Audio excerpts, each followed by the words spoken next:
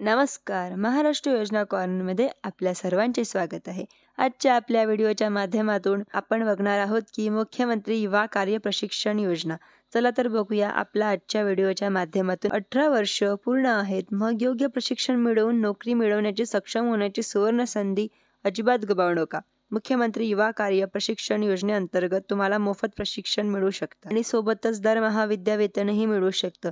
ही योजना नेमकी काय आहे आणि त्यासाठी अर्ज कुठे करावा याबाबत आज मी तुम्हाला सविस्तर माहिती देणार आहोत. मुख्यमंत्री युवा कार्य प्रशिक्षण योजनेअंतर्गत महाराष्ट्रातील 12वी उत्तीर्ण तरुणांना दरमहा प्रशिक्षण आणि 6,000 रुपये विद्यावेतन दिले जाणार आहेत.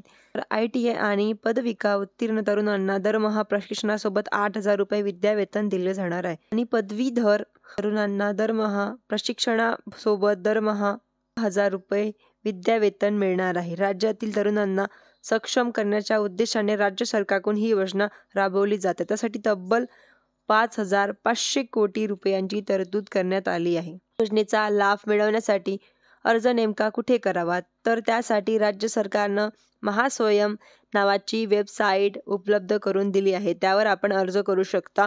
त्यासाठी कागदपत्र कुठली लागतील पाहूया. तुमचा आधार कार्ड सर्वात महत्त्वाचं आहे.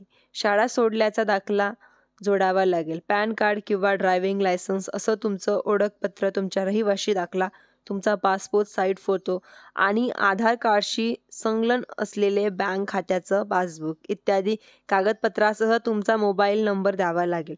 त्यानंतर जर तुम्ही पात्र ठरला तर तुम्हाला दरमहा प्रशिक्षण सुरू होईल आणि विद्यावेतन मिळेल.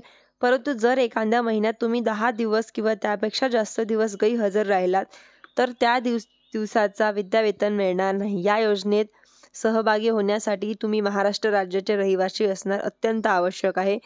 तुमचं वय किमान 18 वर्ष आणि कमाल 35 वर्ष असायला हवात.